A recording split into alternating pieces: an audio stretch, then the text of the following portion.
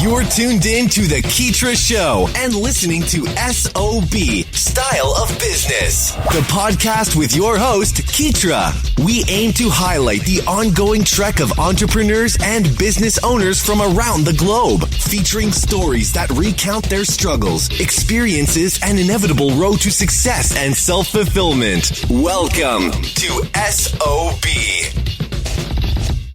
Hello, what's up to my wonderful followers, guests, audience, first-timers, whatever may be your case today. Thank you again for joining in for another wonderful episode of SOB, Style of Business. You got Keetria here tuning in as always, and today I have another fantastic guest that is going to be sitting with us for a few minutes or so, just kind of going into what she has coming up, a wonderful new conference. She's going to be talking about her book projects, some of the things that she's worked on, people she's worked with. And I think this is going to be an excellent episode for those aspiring authors and writers out there who are looking for guidance and some sort of direction. So we finna jump right in. I am speaking to Mrs. Joylynn M. Ross, who is the founder and CEO of Path to Publishing. And I'm not going to say too much. I'm going to let her give her own introduction, and then we're going to keep the interview going forward from there. So without further ado, Ms. Joylynn, how are you today? How is your day going? How was your week? I am wonderful, Keetria, and I want to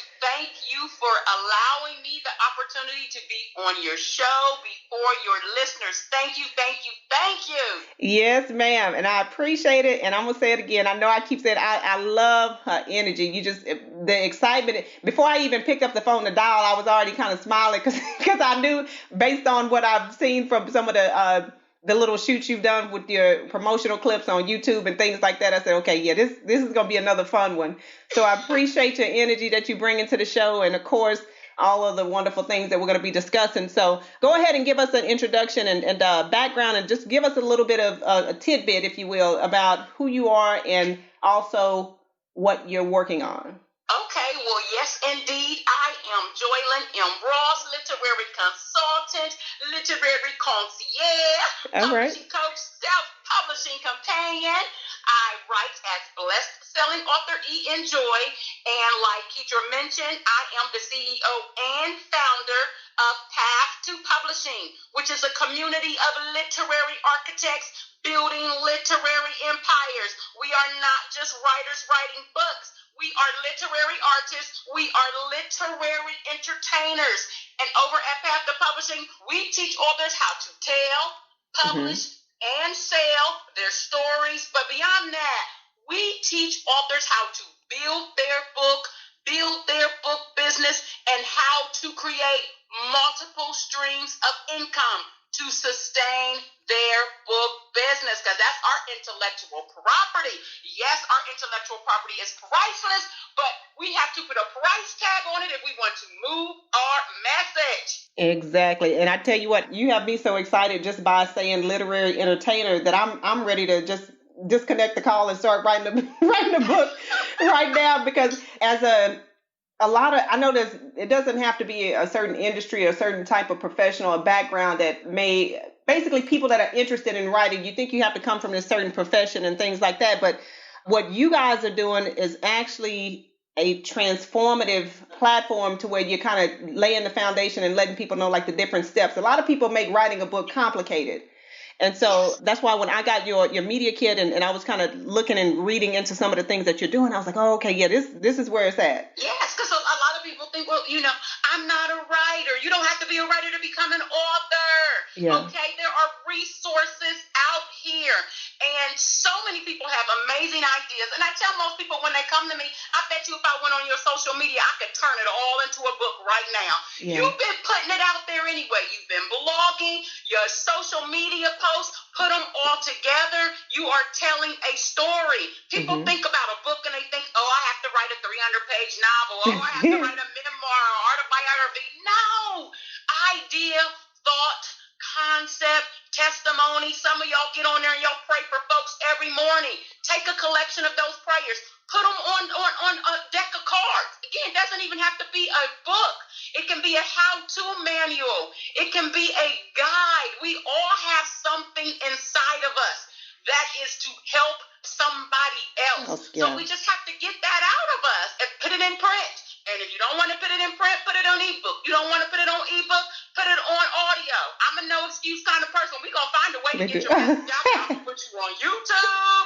We're going to put it on Braille. We're going to get that message out there. Exactly. Yeah. And I guess that's why I was so excited to talk to you, is because I know that you have different ways and methods of pulling the actual author from the back to the forefront when it comes to people that think that they don't have that certain skill set to write a book.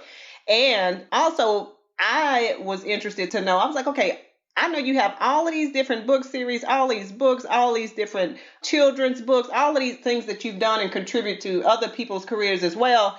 How did you get started? Like, where did your drive for writing and storytelling, when did that come about? Keetria, you know how sometimes people say, well, I read for an escape, or I read for entertainment. Well, I wrote for an escape, and I wrote for entertainment. I'm like Home Alone, mothers at the strip club stripping, both parents heroin addicts. It's like I wanted to escape. I wanted to create an entirely different world. So if people can escape in a book, then I can escape in a book on the other side. I could pen it.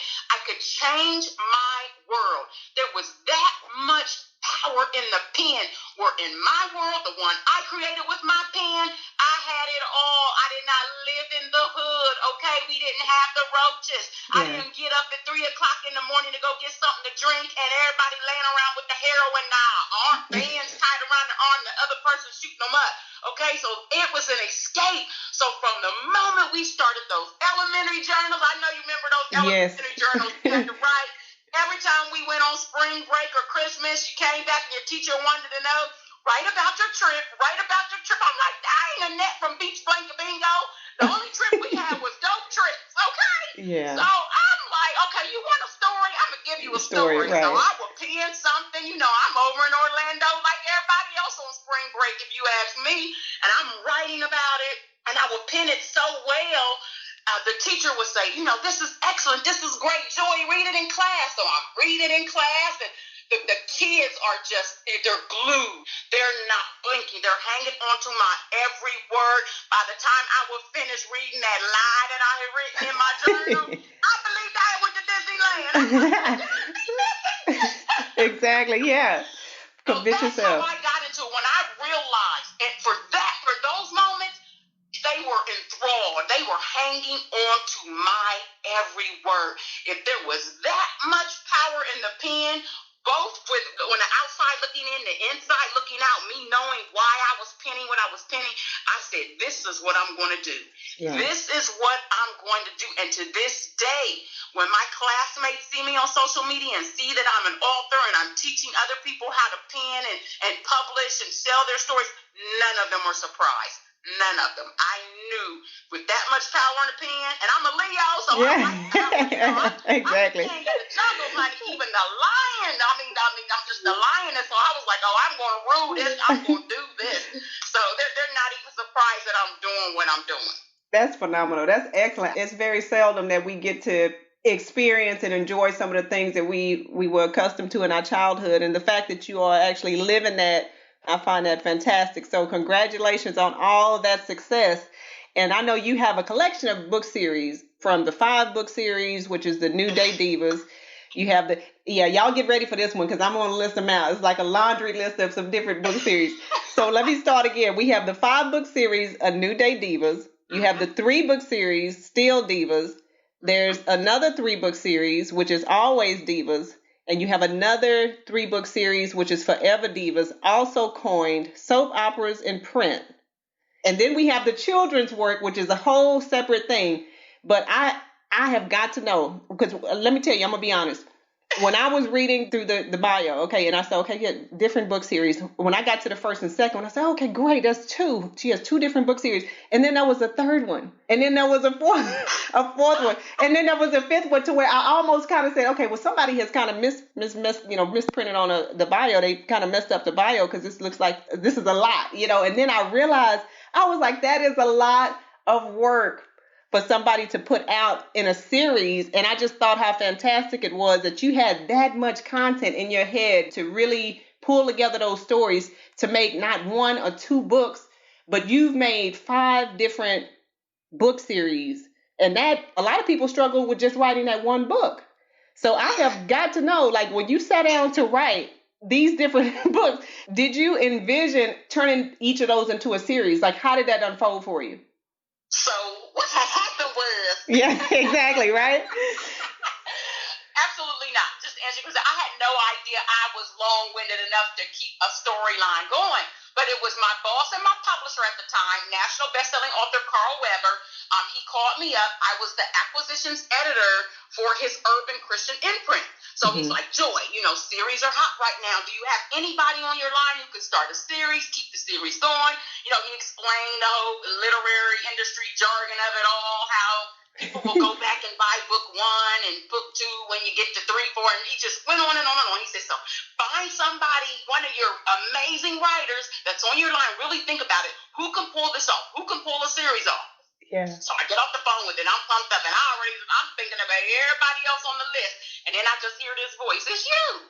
Yeah. You do it. Now, mind you, I started off writing short stories and poems.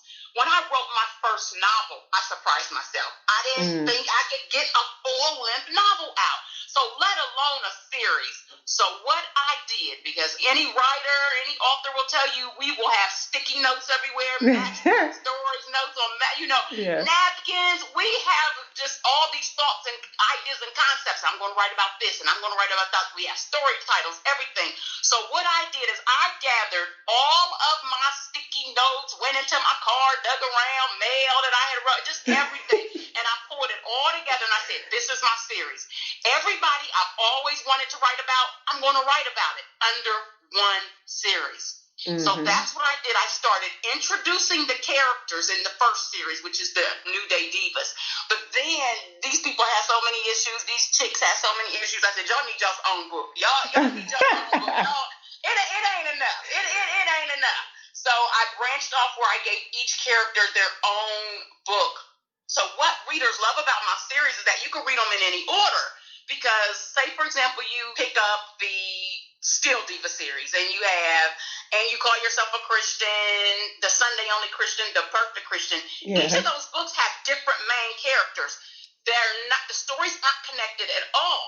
But what makes it a series is that every character I write about, they all attend the same church, the New Day Temple of Faith. So they all attend that same church. So that's what makes it a series. But my readers love that they don't have to read it in order. They can just walk by one of the books in Walmart and be like, ooh, that title called my name, or ooh, that cover called my name, and get it based on that, knowing one story doesn't have anything to do with the other. But in taking all of these characters and writing about them and creating this series, as a fiction writer, we know first. Yeah. We research what we don't know, and then we make up all the rest. Exactly. And so I started writing what I knew, and who do I know, and what do I know better than anything else in the world? Me. So I'm all up in that series. My entire life is in those series. One book in particular is about 80% based upon my life. It's titled I Ain't Me No More. But all of even in the male characters, there's something they do. There's something they say. There's an incident they encounter. Now, I may have handled it differently than my characters handled it, but it's still something that happened to me or happened to, one of my friends. So that part, it became easy. And then the rest of the part, it's like I tell people, I have a ghostwriter. There is no shame in my game. I have a ghostwriter. I sit down at my computer and I take dictation from my ghostwriter, a.k.a. the Holy Ghost. Yeah. So there you go. It gets done. It gets done. I love that. Yeah, that is perfect. That is perfect. And I guess that's one of the reasons why you're so successful with helping other people kind of sit down and plot out what they're looking to do with their projects. So you cannot beat it. And speaking of which, helping others, I want to talk a bit about the initiative for your upcoming 3-day conference, which is the Path of Publishing. What inspired you to, well, we know that the Path to Publishing is also your company, but the conference is also titled Path to Publishing. So what inspired you to create this platform to where you're helping other people achieve the dreams of publishing their work? Yes. Well, it is the Path to Publishing Conference, and we have titled it Act Like an Author, Think Like a Business. Okay. Because, people will ask me, well, what does it take to be a successful literary-wise? And I say, there's a difference. To be successful literary-wise, you got to act like an author. You got to do your thing. You got to know your job description. You got to know your role. But if you want to be successful financially, when in the literary aspect, you got to think like the business. Yeah. You have to think like a business. So I started, sharing this information. How we get started. We first start throwing out the line into the water with our social media posts, and then we may start blogging. We may start doing newsletters, videos. So I'm like, okay, this is great. I'm doing one-on-one literary consulting, but it wasn't enough, because I still continue to see disheartening posts on social media from my fellow authors just getting frustrated with book sales and declaring that they were about to give up writing and put the pen down and go be a Walmart greeter. I mean, all kinds of craziness. And I knew how they felt, because 20 years in this literary industry, I have been there. I have had my moments as if I was on the Lifetime channel. It's always exactly. She closed the door, she slid down the door crying. So now I know I've had my moments. Okay, so I could relate. I've experienced it over the years, but then I realized that being an author goes beyond just writing, publishing, and selling a book. And I think that's what so many of those authors were missing. It is a job. And some of the frustration from my fellow authors derive from people just publishing a book and becoming a published author, but not knowing their job description. The book is a business. The job is an author, because businesses don't make money. People do. Yeah. So, as an author, it's your job to make the money to sustain the book business. And you have to think outside of the book when creating those multiple streams of income. And so many authors get focused on book sales and royalties only. Yeah. They make their book the only business, not realizing there are multiple ways we should be maximizing and optimizing and monetizing our role as an author. But if you don't know your job description, then how are you going to know to do that? So I said, you know what? I've got to put together a conference. We all have to be in one room. We have to get this. I have to create a curriculum. I have to create a blueprint where authors get it, no matter where they are on their literary journey.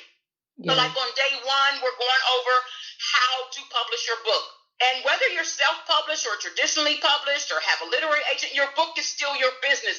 You want to know how this thing goes and operates and your part in it. And so I've worked with and I've worked for the major publishing houses in New York, and I know every step they take for the success of their authors and their author's book. So I just was in my cave for 6 months straight, putting together everything I had accumulated over 20 years, turning it into a curriculum. You're going to self-publish. You're going to self-publish like a pro. We're going to tell that story right. We're going to start making money from the book before it's even written. Yeah. All of those things that the major publishing houses do, all the campaigns they go through. And on day 2, we're covering how to build your book business. And you can't just, it's like, do you have a business, or are you just pretending to be one? Do you have a business, or do you have a website? You don't have to file the LLC or the S Corp. You can still do doing business as, and we go over taxes, when to file, based upon if you've incorporated or not. Letting them understand, once you incorporate, Uncle Sam's looking for you. Just because you didn't make any money doesn't mean he doesn't want you to file taxes. Yeah. You don't want to work this hard on your dream for Uncle Sam to come crush your dream and your business. And we even talk about death.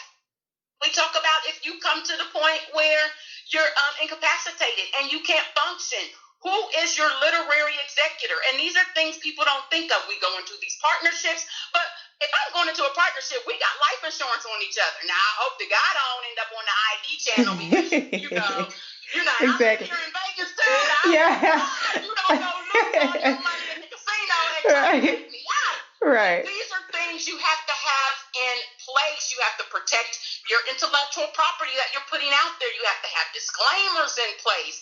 So we cover all of these things. No, they may not be sexy, but if you say you're in a business, you say you're an entrepreneur, authorpreneur, solopreneur, you have to move and operate like a business. And then on day 3, it's all about money. Yeah. Day 3, we talk nothing but moolah, dinero, ducats, dollars, bones, whatever you want to call it, yens, euros. It's all about money, because you need to make sure you have money in place to deliver your message and sustain your business. So I'm so passionate about this. I could just burst the seams, jump out of my skin. I could just teach a webinar right now. Yeah, exactly. No, you should. I mean, this sounds like an upcoming Path to Publishing tour. I don't know. I don't know. Maybe you'll hit 4 or 5 spots and get a couple of corporate sponsors to come in so you can hit some of the cities like Houston. So I'm just putting it out there. Yeah, I hear you. Throwing you a little hint. So, all right, good deal, Joylynn. Okay, so tell me, now I know you have the Path to Publishing, we have the conference, okay? I know you do the consulting also, but there's also a online platform to where you guys are offering resources through the Path to Publishing. Is that more like a e-course, or how does that service work? Yes, I do online courses. So basically the same thing that I'm teaching, to my literary consulting clients. I kind of do it like in a nutshell with my online courses. But then, sometimes we have a lot of questions after the fact, or it's like, okay, I get it. It's great. Everything you said is fabulous. I can do it, but I don't want to do it. I don't have time to do it. I'm not that, tech. So that's where the consulting services come in. But I wanted to make sure with my audience, once I determine, okay, this is my target audience, this is how my audience likes to receive information, I wanted to make sure I made it available. So I offer pre-recorded courses, I do live conferences, I do live workshops. Again, I do the literary consulting, I do group courses. Any way that my audience wants to receive it, I want to make sure I deliver. Some of them just want the slides. Some of them want it in a video so they can play it back and forth over and over again. So I just want to make sure that anyone who has, again, that message, that thought, that idea, that concept, that whichever method they can receive it best, that I make it available in that format. And then, I have my newsletters, and I have my Act Like an Author, Think Like a Business YouTube channel where I'm posting helpful hints and information. I even have an interactive website, members-only website, which I call it a literary, what's the word? I'm losing my mind now. A theme park, yeah. Oh. A literary theme park, because we have so much going on there. Okay. So I just want to meet every author wherever they are on their literary journey, whether they have it in their head, whether they have a bunch of sticky notes like I was talking about earlier, even if they've already put out 5, 10, 15, 20 books. What I guarantee with my instruction is that you missed the step. Yeah. You missed the step that could be costing you money and that could be keeping you from making money. So if you had the opportunity to go back and get it right, wouldn't you want to do that? So those are the different things that I'm offering. I'm working on a literary executive stationery line with planners and calendars. We have to do this. We have voices. We have voices that don't necessarily have to be validated by the big houses in New York, by publishing companies. We have voices. We have intellectual property. And yes, we can put a price tag on it. We can build empires on it. Like I tell the authors who get discouraged, stop letting people tell you you can't make money as a writer just because they couldn't figure out how to do it. Because if Kim Kardashian can build an empire with her butt, we can build one with a book. How about that? Yeah, exactly. Yeah, and you know what? And speaking of which, when you're talking about how we wait for people to validate us and to give us the stamp of approval, especially like some of the bigger corporations and agencies, what do you think? Like, what does it take to become a great author? And I know you mentioned like, hey, you don't necessarily have to be a good writer to be a good author, but sometimes when it comes to those people that are struggling and, you start with the first draft and it sits a few days and you trash it and you go back to the second draft. Do you think you have to be a great writer to become a great author, or what does it take? What are the basic fundamentals you need to at least attempt to be a great author? To have an idea, to have a thought, to have a concept, to have a testimony. Every other resource is out there to get that product to where it needs to be. Every research, there are literary industry professionals. If you can't write, there's a ghostwriter. If you don't want to type it, you can talk your book. You can speak your book. There's editors. over a dozen different type of editors. There are people who simply get paid to research. So there's no excuse. And a great author, a great writer, I think you have to determine what measures greatness. Yeah. One can be a great author in their own right. I think, as with anything, we have to measure what greatness is to us. We have to determine our measure of success. Because what success looks like to us on us and not the next person. Because you may be looking at the person thinking, hey, they're successful, but yet in their mind, they haven't come close to reaching the level of success that they have for themselves. Greatness is all about what it looks like to that author. Author Michelle may be one of those authors who's finding greatness and success and just reaching, changing, altering, or saving one life with her book. While author Enjoy myself, she ain't did all this for just one person. Yeah, exactly. Exactly. Yeah. I don't want to just reach one person. I want to reach the multitude. Jesus did not bleed, hang, and die for one soul.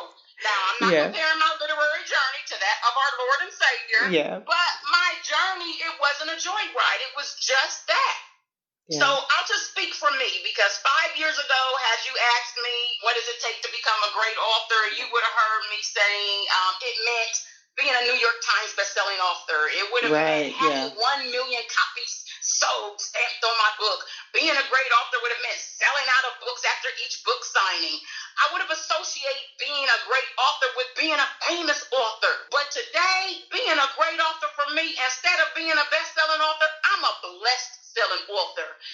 Instead of 1 million copies sold, I want 1 million souls saved after they read my books. And instead of selling out of books, I want readers sold out on Christ after reading my books. And today, I don't write to become a famous author. I write to make God famous. And so it's all about what is greatness to you. Just getting that story out, whether it look like chicken scratch don't make sense, word rhyming, nothing agrees, but you got it out. That was achievement. That was a great achievement. Yeah. So when we talk about, what does it take to become a great author, the willingness and being teachable and taking help. Getting help, not trying to do it all and not trying to think that you know it all. Exactly. Oh my goodness. Yeah. That can preach for days. Because that's, you definitely said some stuff there, which I'm almost certain that a lot of people are going to kind of wake up to and needed to hear that as well. And I know you just talked about, success and, some people equate success with being a New York Times bestseller and, selling out after the book signing. And I know you have a couple of bestsellers of your own in addition to some awards, and you've worked with clients who are also New York Times bestselling authors. But what makes a bestseller? What makes a bestseller? And now these days, selling your book for free giving away your book for free on Amazon and telling everybody go buy it can make you a bestseller. That's just what a lot of people do. They make the book for free. They do a heavy promotion. Everybody gets it because it's free. It gets a bestseller even though maybe nobody who bought it for free read it.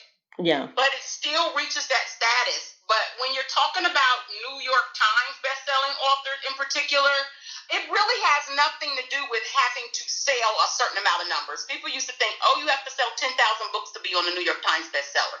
Here's how that would work.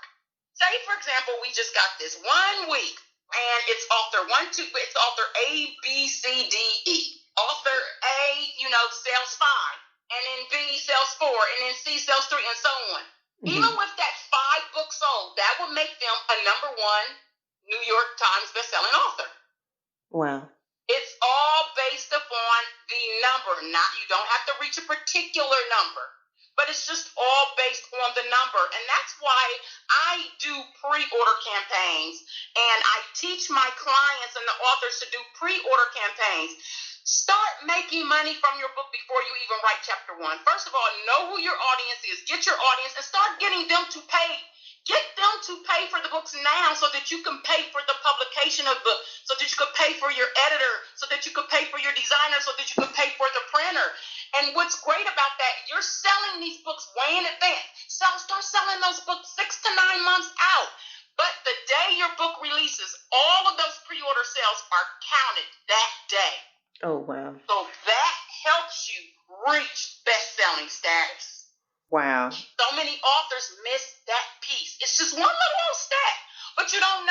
don't know. And that's why we have to be willing to learn and to be taught and to listen. I like to say that my course curriculum and what I'm going to be teaching at the conference this year, I love my curriculum. I think it's phenomenal. I think it's the bomb. I keep calling it the blueprint like I'm Jay-Z or something. I feel like it's all that. It's everything. But like I tell my author, but it's nothing if you don't implement and execute. Yeah. It's nothing. I can hand this to you, but if you do nothing with it, it's nothing.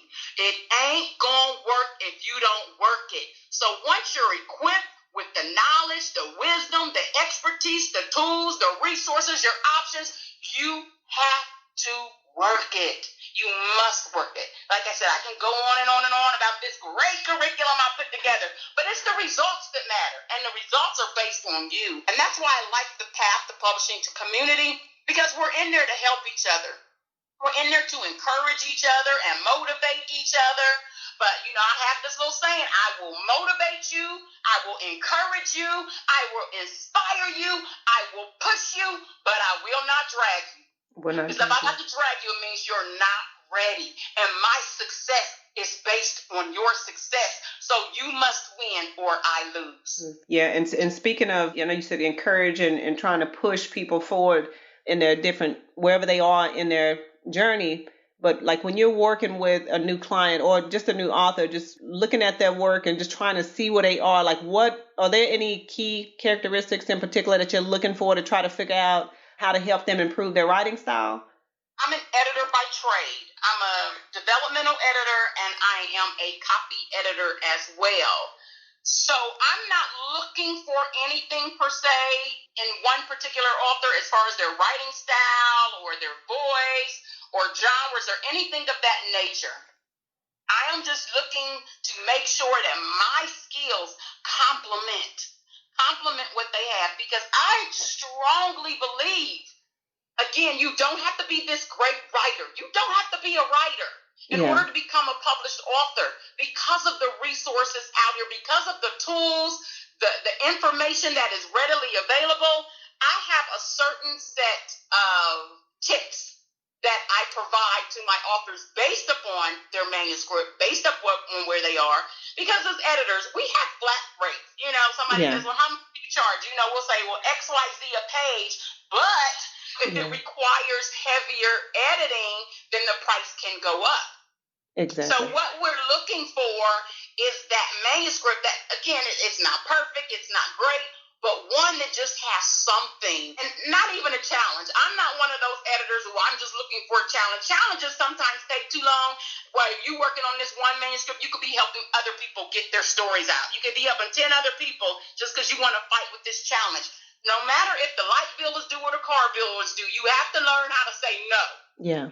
When you know there's a level of frustration that's going to be involved, where you've already discerned this person's fear, where every time you give them suggestions, they'll say, I hear you, but, well, my cousin told me, well, my sister told me, and it's like, okay, you paying the professional, but Ray get to tell you how to do it. That's not fair, you know? So it's not really the writing style, a certain style I'm looking at, because I work with a team. I may be the face of Path to Publishing, but I work with an amazing team. And one of the people on my team, I call her the book doctor, because she can take a book in its rawest form, because some authors will turn in their first draft and say, hey, I'm ready with the first draft. I wrote it. They didn't even go back and look at it. But she is a book doctor. She can slice it, cut it, do this, do that. I mean, she just studied it to the point where I'll be saying, no Fraser Crane moments, please. Just talk regular. Talk regular. Even talk like Archie Bunker before you talk like Fraser Crane. I need to understand this. So exactly. But there are people out there who are phenomenal, who can take the rawest. I don't even want to say the worst book, because I would never want to say someone's thought, idea, or concept is bad, but they can take the rawest and in the rawest form and turn it into a jewel and turn it into a masterpiece. But I'm always looking for, necessarily, it's not always even what's in the writing style, but it's the author.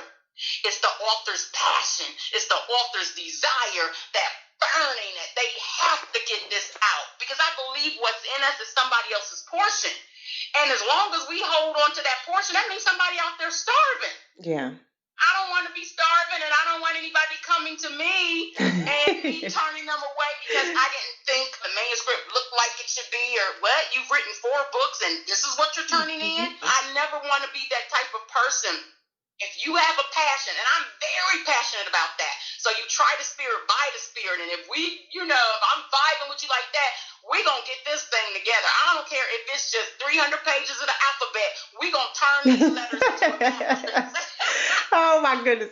Yeah, I love that. I love it, love it, love it. And I know that with this next question, you've kind of already spoke about it and kind of touched on it, but I'm going to go ahead and ask you just for the listeners, just so that they have a direct answer from you. Do you think that it's easier now for authors to secure, like, sometimes you have the authors that come to you and say, hey, I want a literary agent or representation and this and that and blah, blah, blah. Do you think it's easier now than it was 5 years ago? And also to add to that, if it is their desire to get like a big major agency representation, what do you think, or what are some of the main things that literary agents are looking for? First of all, I think authors, a lot of them think you must have an agent now. Back in the day, you did. You had to have an agent. I can vouch for that. I submitted my first full-length novel to a publishing house, to an editor, and it was unagented, and I got my very first rejection letter. Okay. But then I got an agent. The agent sent the same manuscript to the same publishing house, to the same editor, and I ended up getting a 3-book deal. Oh, wow. The same publisher who sent me my first rejection letter ever gave me my first book deal ever because of agent representation. But that's no longer the case because the self-publishing industry is just getting so flooded, and you got people like the whole 50 Shades, that was self-published, but now look at it. So they don't want to miss anything now. Yeah. And it's almost as if the self-published authors are their competitors now. You have some major publishing houses that, okay, let's do a self-publishing line. At least let's help them. Let's get 10 cents out of it. Exactly. Help them. And now some of them even have the ebook only imprint. So you don't have to have that agent representation like you did. So let me just say it's easier now to get a book deal without an agent than it was in the past. In the past, it was almost next to impossible. But now the major imprints, the Penguin, the Random House, the major publishing house, they now have imprints where you do not have to have agent representation. And I keep a library of those because some of my clients come to me because, again, I work with all types of authors. I work with authors. Their goal is to be published by a major publishing house. So I help package them. I help package their book. I help prepare them. I make sure they're in position to receive. Once they start sending out their query letters and all of that, you have to be in position. So I make sure it's kind of like grooming, but I call it, packaging, presenting, and proposing. Oh, wow. And so I share, okay, we got you together. It's almost like it's prom. You look good. Now get on out there. Here's where you go. Yeah. And so I share the list with them based upon their genre. Romance is huge. Romance is the #1 selling genre in the world. So romance authors, even though some of them think it may be rough or it's harder, sometimes they get a bad rap. Everybody loves romance. Everybody loves the happily ever after. Yeah. So I, right now, a lot of romance, sci-fi, speculative fiction, and I still work with a couple of major publishing houses, and they want that street lit.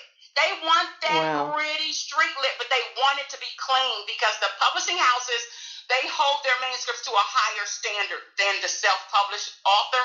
But that's why I love working with indie authors because I've worked with the publishing houses. I know what they do. I know what it takes. And I want their book to be able to compete, not just on the bookshelf, but off the bookshelf as well. Yeah. So as far as getting the agent representation, it's easier now. It's easier now to get agent representation. Well, I won't say agent representation as far as getting a book deal without an agent. Getting agent representation, to me, it's still about the same. Maybe a little tougher. It may be a little tougher because the industry is so saturated that we really have to be careful as agents. Because I'm a literary agent as well. I have clients who have book deals with Simon & Schuster, Kensington, and Urban Books, to name a few. Yeah. And these acquisitions editors that we work with, they have, they have their own little set, not company standards. They have their own little standards that they give us. And, I wanted to be in third person, omnipresent, all types of stuff. And you have to make sure these authors are mastering it. So it would almost be easier for them to almost bypass us and just go to the imprint. Exactly. When you don't need an agent, because agents, again, if you don't win, we don't win.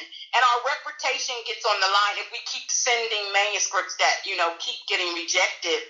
And so I think now, as far as seeking agent representation, it's a little bit more difficult now than it was 5 years ago. But again, the irony of it all, it's easier to get a book deal without an agent than it was 5 years ago. So.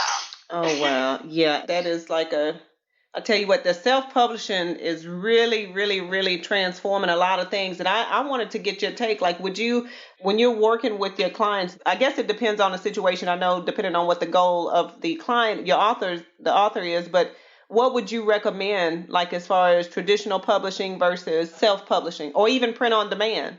It depends on the author's project and their literary goals for that project. I am traditionally published. I have self-published project, and I have POD, print on demand. I'm what they call a hybrid author. A hybrid author is when you go multiple publishing routes. It's not to be confused with the hybrid publisher, which is partnership publishing. But the hybrid author chooses multiple paths to publication, and I choose them based upon a particular literary project. I have a young adult book that is out. But it wasn't feasible at the time for me to do offset print. I love doing offset printing when I self-publish with me. I self-publish. I get 1,000, 2,000 copies printed by the printer down the street or what have you. But it didn't make sense at that time. It made more sense to do POD. So for that particular project and one other project, which is erotica book that I wrote back when I wrote secular books, I got my rights back. It didn't make sense for me to print, again, 1,000 or 2,000 and go around talking about, I'm best-selling author Ian Joy, writer of Christian fiction, soap operas, and print, and then whip out a book called Wit. Yeah. So, that don't make no sense. We're not going to do that today. Where they do that at. Now, exactly. I did POD with that. So if people want it, they can go get it. I have it through Ingram. Bookstores can even order it, library. So POD made sense for that. As far as, again, my self-publishing projects, I love the profit margin on a self-published project. Oh, wow, and the fact that I'm also traditionally published, which most people love with the traditional publisher, is that distribution. They're going to get you into the Walmart. They're going to get you into your grocery store, the Books A Million, the Barnes & Noble. They're going to get you out there. But it's your job as an author to keep it out there. And I learned that I have that distribution piece. So if I'm publishing some stuff on the side, readers don't care who published it. They don't know whether my traditional publisher or my publishing house. They just know, she's got another book out, I'm going to get it. Yeah. And they'll even create a demand where those big box stores are ordering the book.